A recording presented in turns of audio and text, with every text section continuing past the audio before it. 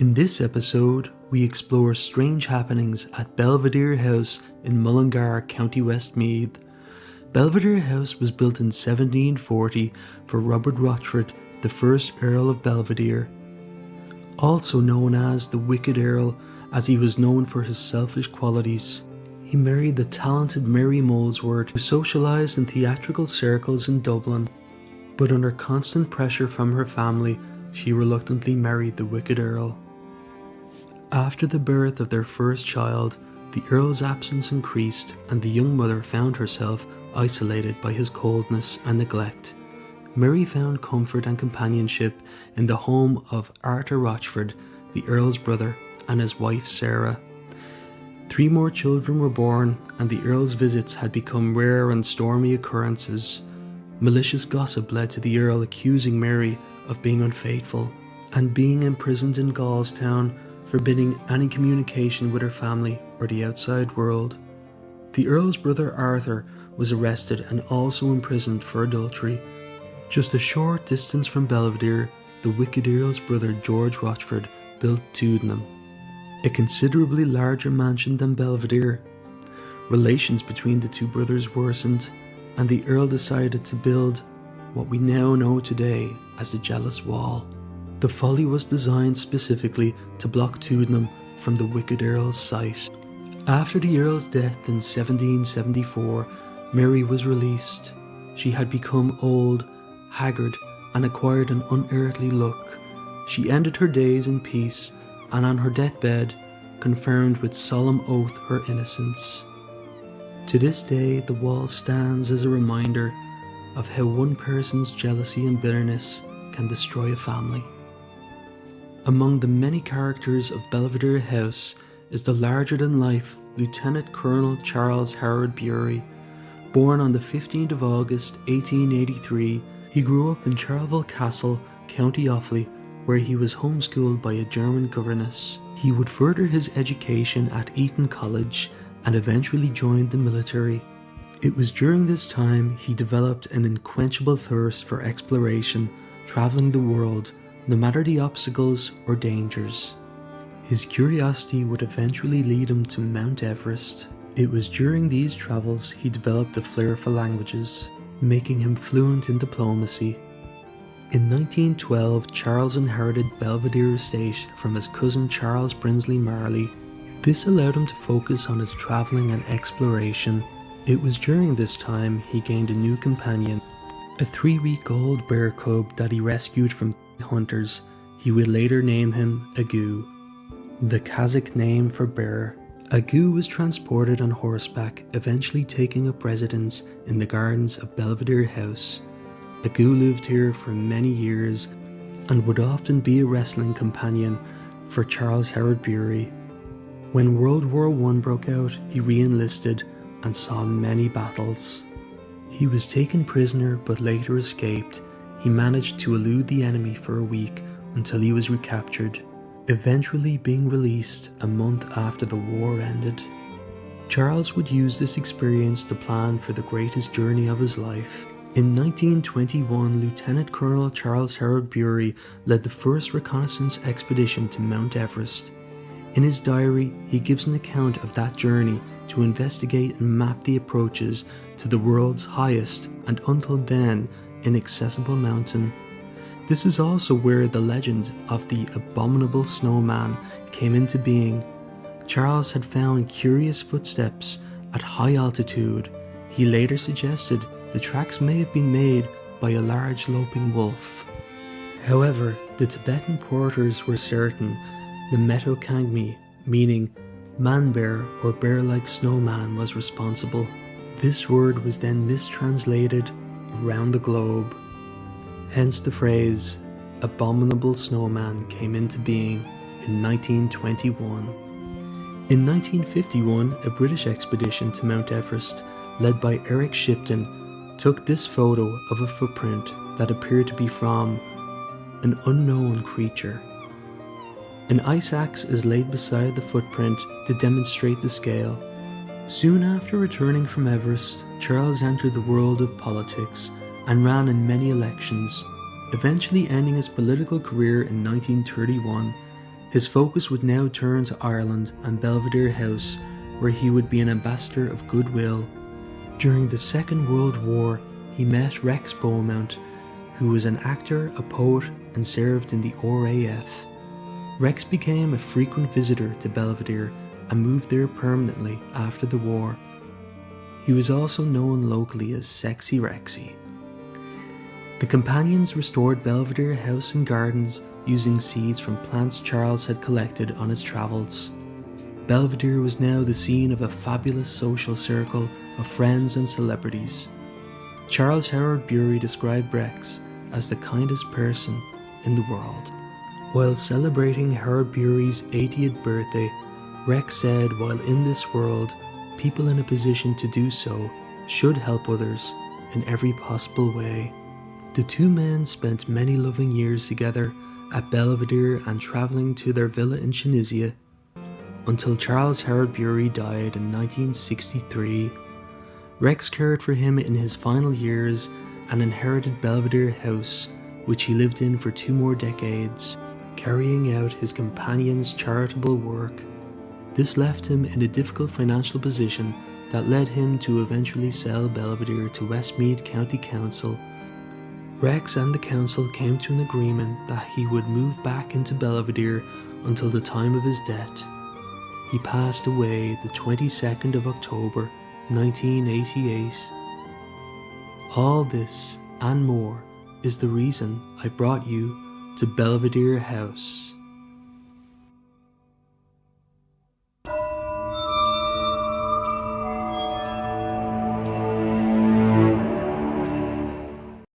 Hello, welcome to this episode of Strange Happenings. Today we're at Belvedere House in Mullingar and we're going to carry out a paranormal investigation. So let's see if we can get anything.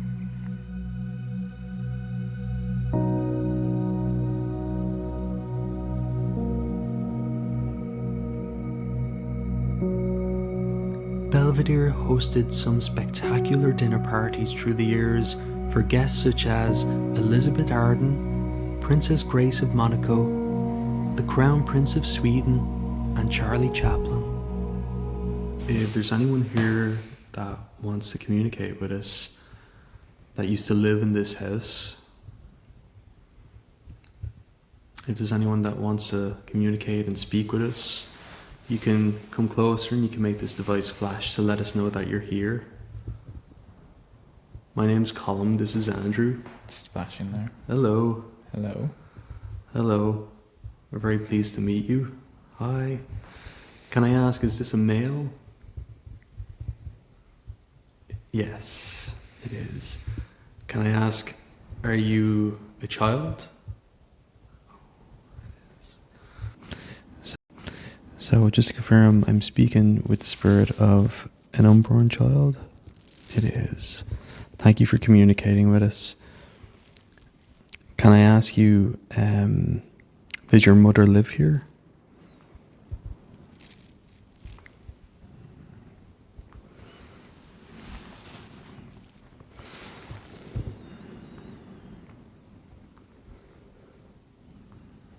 Do you enjoy being here?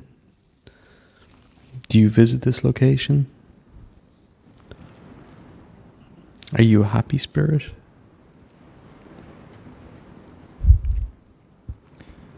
Did your father live here?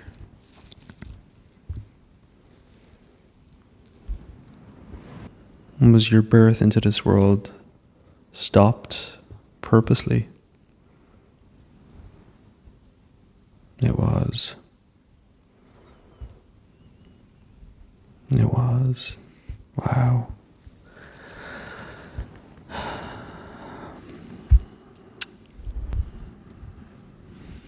I'm sorry.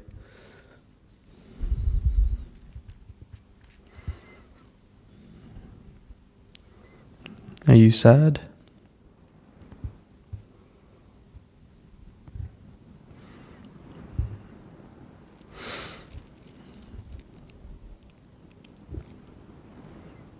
Are you a free spirit?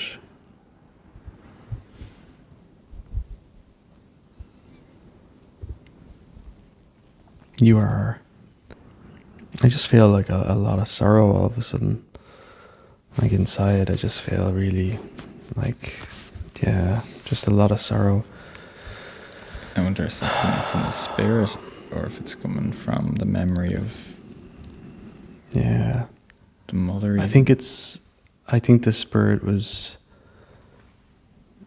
yeah, it was coming into this world, and it's the life that they should have had. They never got a chance to experience it. No, you didn't.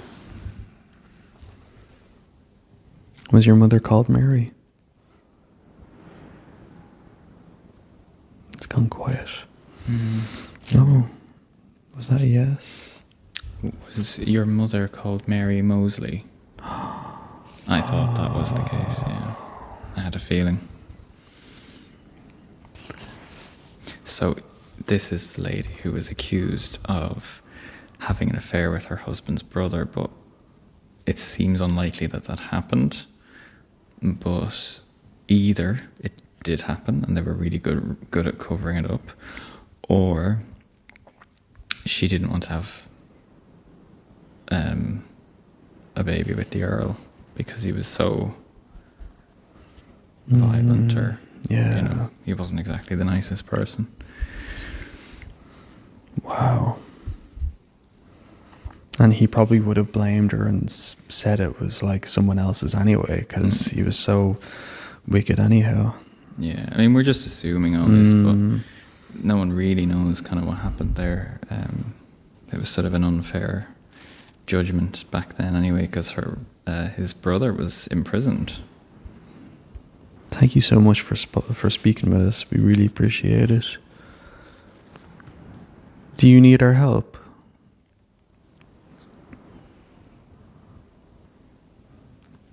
No. Seems like they might be a free spirit. A free spirit. They're not grounded. It's unusual to feel that. Like, I've just felt, yeah. I just felt like you were kind of picking up on the sorrow of what was lost. That's all. You know? But I'm guessing that they're happy to be here, that they're happy communicating with us, and, yeah, thank you so much. Are there other spirits here? There are. Is your mother here?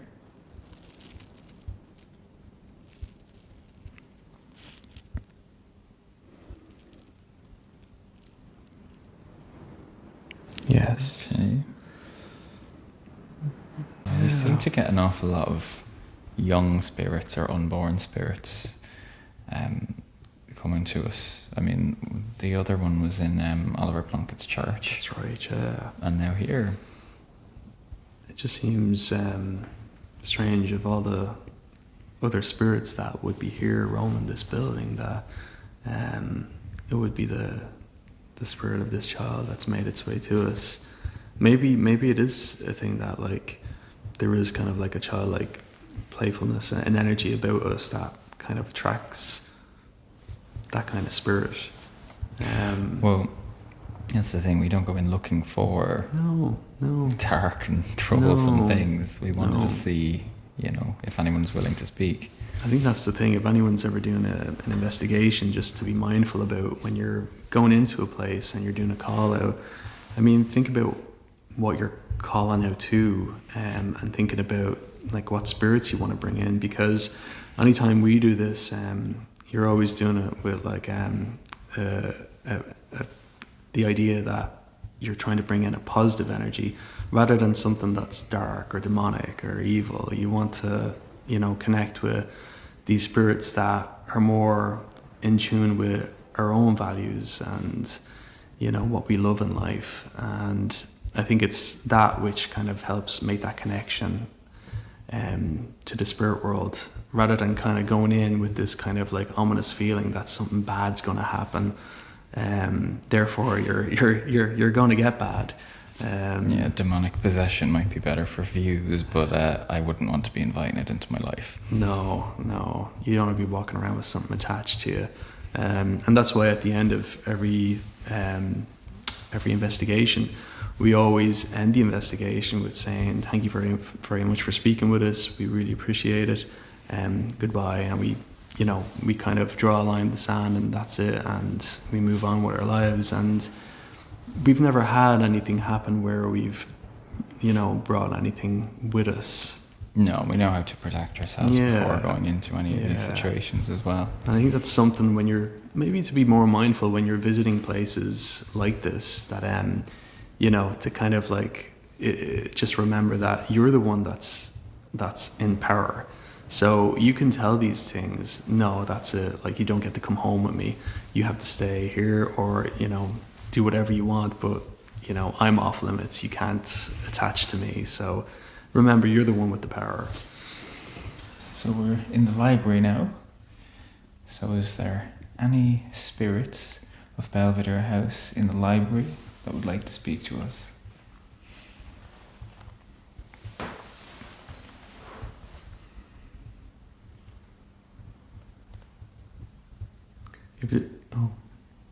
Faintly. There we go. Hello. Can I ask, is this male? It is. I wonder, is this the Colonel? Maybe. Although I think he's more so. Oh, it is. Oh, hello. Hello, Colonel. Hello. How are you? Wow, that's very strong. We're really pleased to talk to you. Thank you so much for communicating with us.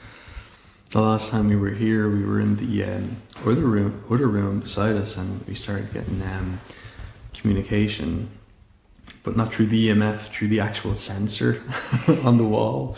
So it was a really interesting communication, but unfortunately we didn't have the camera with us. Just get a feeling that this person's very happy and jolly soul. Well, I think he was one of the last owners of the house. Oh, yes. Yeah. That's right. Wow. Would you have been well travelled? Did you see the world? Yeah. Did you have your 80th birthday party here in the 1960s? Yeah. Wow.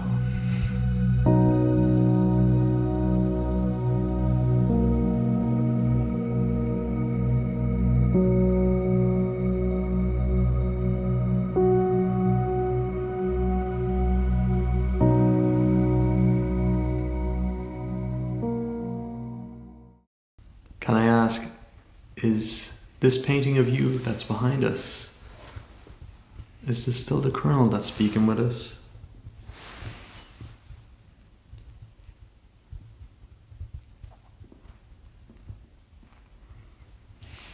It is. It is. Is this, so it's Howard Berry? Sensor's going off. Yeah. So this is Howard Berry. So that is a painting of him. So he, from 1947, and he would have passed away here in 1963, a year after his 80th birthday. That's so interesting. While we're getting communication on the EMF, the sensor is actually going off. We're not moving. This is what was happening the last time we were getting communication via the sensor. Can I ask, Colonel, was that you that was affecting the sensor last time that was communicating with us? Thank you. Just do it again. I hope the camera's picking that up. It's actually not going... That's so interesting. Were you in a relationship? You were. And was your partner Rex? Were you in a relationship with Rex? Was he your beloved? Are you with him now in spirit? Are you together?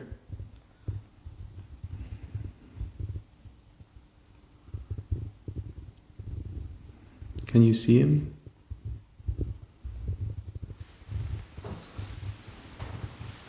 It's gone I wonder maybe that those questions might be still a bit maybe taboo, like, you know, considering the era he's from. Maybe. He lived.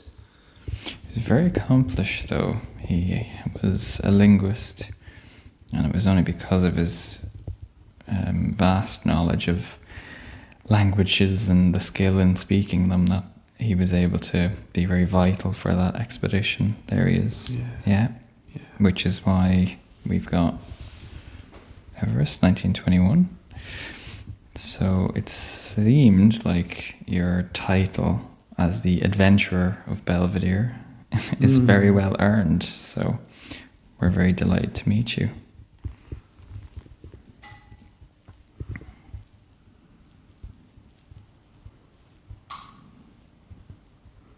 We really appreciate you speaking with us, and we ask these questions with the utmost respect.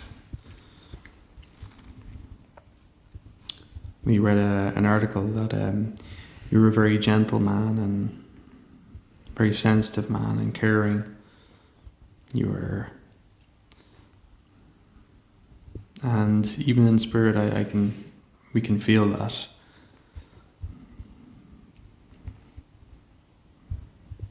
Did you communicate with the spirit world when you were alive, Colonel?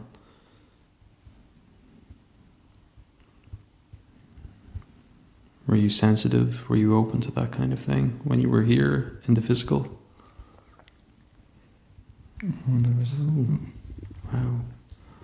Wow. Thank you. The crystal is vibrating.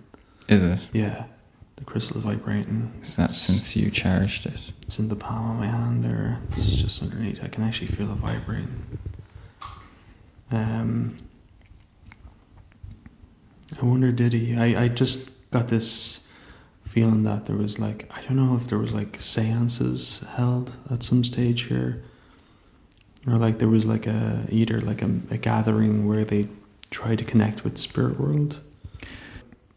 I would love to know more about your relationship with Rex, and because it just sounds like you seem to have a very lovely friendship.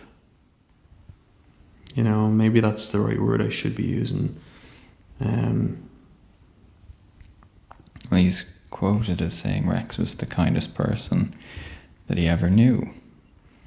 And they knew each other for, I think it was almost all their lives. And he was responsible for a lot of the gardens here as well. He did an amazing job on the gardens. And he did look after him during an illness as well at the end of his life. So really like friends till the end. Yeah. Oh. Oh, that's so beautiful. Oh. I actually feel like I'm well now. Wow, thank you so much. What if we were to try like the Estes method or something else? Just to see if we can get something different. That's an agreement. Okay, let's try it. So the last time we were here, we wanted to do the Estes method, but unfortunately, the spirit box was completely dead. The batteries were drained. So we're back again because Colonel Bury. Oh, Colonel Bury, hello. I got your name right this time. Hello. I know that you were excited about doing the Estes method with us. Thank you so much for communicating with us. So I'm going to ask a few questions. Andrew's going to have the earphones on. He's not going to know any of the questions I'm going to ask. So it'll be completely through the spirit box that Colonel Harold Bury will be connecting with us. Thank you, Colonel. Okay. So, Colonel, the last time we were here, we were communicating with you. Hello. And we know that you travel to Everest. The sensor's going off. You were part of the reconnaissance mission. You led the reconnaissance mission to Everest. Is it true that you adopted a bear cub on your travels?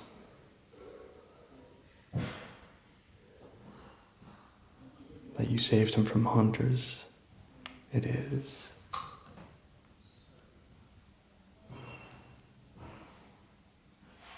Can you tell us what his name was?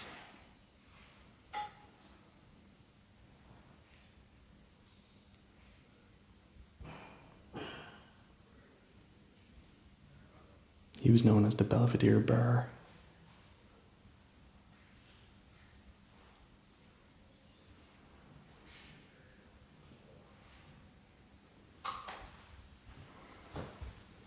At the top. At the top. You would have brought him back on top of a horse. He's back again on his own. The bear, Agu the bear. Does he roam these gardens?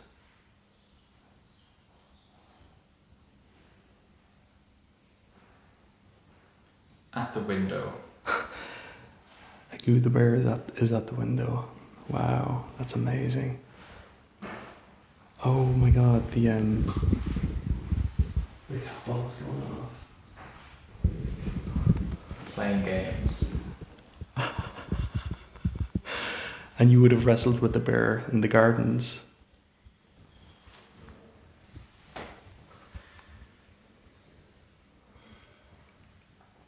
He was your friendly companion. You had many wrestles with him in the garden.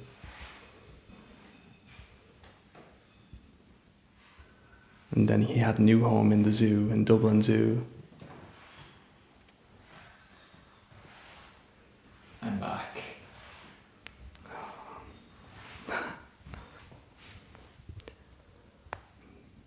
And Colonel, can you tell us anything about World War that you were in? World War One? Of course you can. Thank you. You're free. Oh, thank you. Can I ask, did you were at many battles, you've seen many battles. Can you tell me a location of where some of these battles were?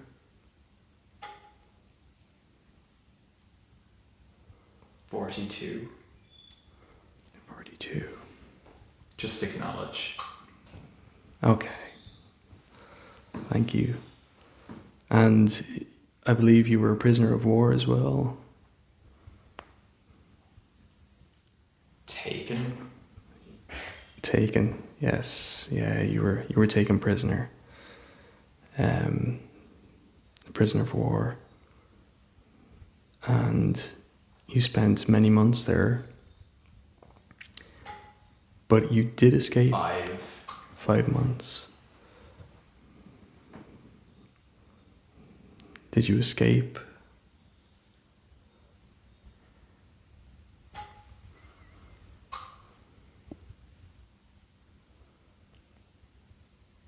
Dancing.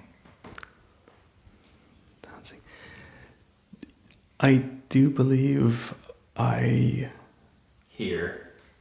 Oh. You would have had parties here.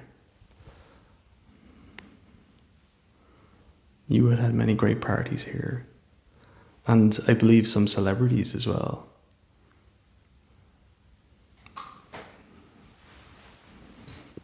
Some very well-known people would have come here. Grace of Monaco, I believe. Charlie Chaplin. And we know that you would have spent some time in Tunisia as well. You and Rex had a home there, a holiday home. He'll be okay.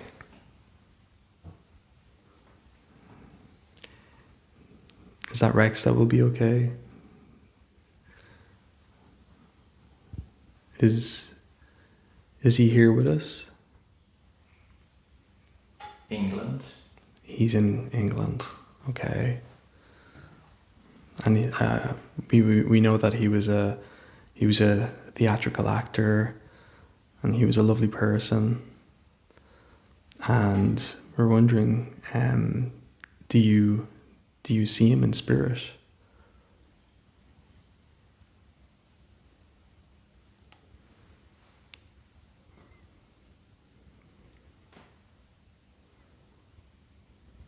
Around the corner. Okay.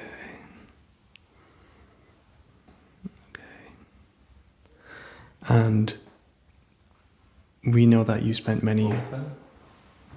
Okay.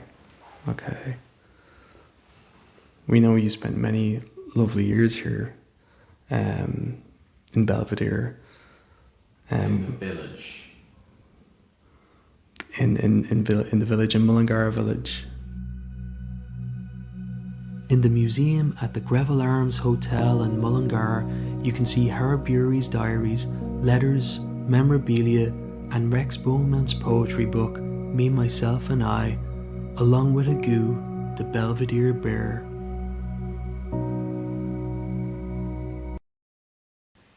Are you happy with the way Belvedere House is today?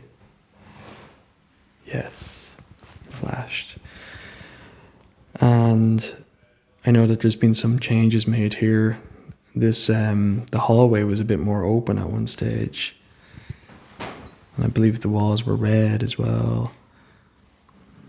Do you prefer it the way it is now, or you do?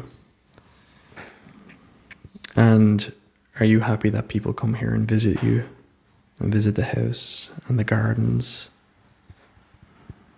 The gardens here are stunning.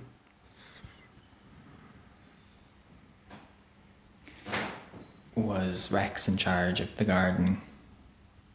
We read that he was a very avid gardener.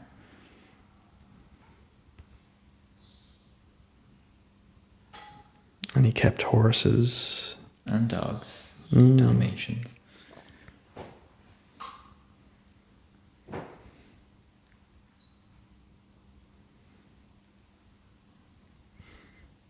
It's kind of quiet. He knows. Yeah. And that's okay. Yeah, I think. Yeah. That's okay. We understand, Colonel. We understand. We're all entitled to our privacy. Mm-hmm. Yeah. And that's that. And can you tell us, Colonel, you would have had many soirees here, many dances and social gatherings. Yes. Who were some of the people that came here? Grace Monaco was said to be here. Yeah. Yeah, she did. And Charlie Chaplin. Charlie Chaplin. I wonder, does he need... Like, has to do with the Estes method and the questions kind of taken out from it. Yeah, I think it needs our energy. I think he needs our energy to communicate. Would that be right, Colonel? Yes. Yeah. Let's help him make that connection. Thank you so much for speaking with us. We really, really appreciate it. It's been a real honor communicating with you and speaking with you and getting to learn more about your history, your story here, the life that you had here. You're a very remarkable man, and one who has gone down in history as not only being an explorer, but you know, you were someone that done it with such kindness and love. Oh. I think that's a big thing to say about someone is when people talk about their legacy, they often think it's the kind of things they leave behind or their children and all this kind of stuff, and none of that is your legacy. You know, your legacy is how people remember the way you made them feel. That's the only legacy you ever leave behind, despite what anyone believes. And that everyone in their writing about him and their talking about him has only ever said how kind Charles Howard Bury was. Yeah. And so I think that's his greatest legacy at the end of the day, is despite all of his adventures and accomplishments, is that he was actually a kind man. Yeah.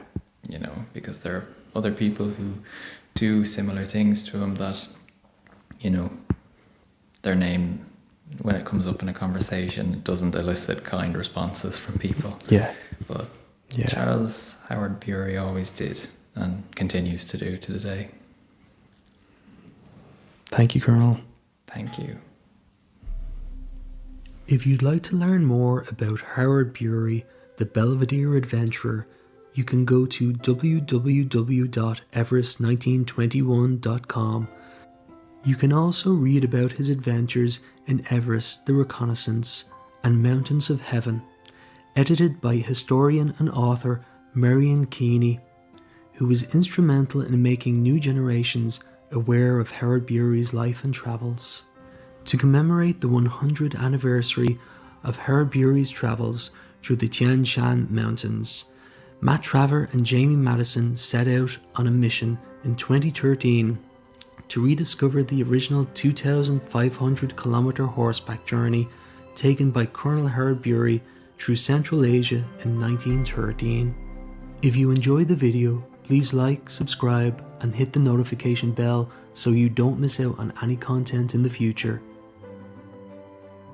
So we've just finished our investigation in Belvedere House, and I think it was a very successful investigation. We had the EMF going off, we had fantastic results from the Estes method as well. The cat balls were going off, which rarely that go never off. happens. No. I think that was the first time we actually used them, and they actually worked. Yeah, and they seem to be simultaneously going off with the EMF at times as well when we had them placed together. You know, in response to our questions. Colonel Howard Bury was very gracious in giving us answers and willing to speak with us, and told us about his story. And it's obvious to us like how wonderful a person he was when he was here, and in spirit still is. Yeah, it's been a treasure to get to find out more about his life and all the stuff he got up to, and the fact that he just lived right here. You know, it's so cool. You hear of all these stories of explorers going all over the world, and this one lived right here, right, literally in our backyard. So it's really cool to find these things out. So being a bit of a tourist in your own town, don't underestimate it. Give it a try. Absolutely. So thank you for joining us for Strange Happenings, and remember, strange is beautiful.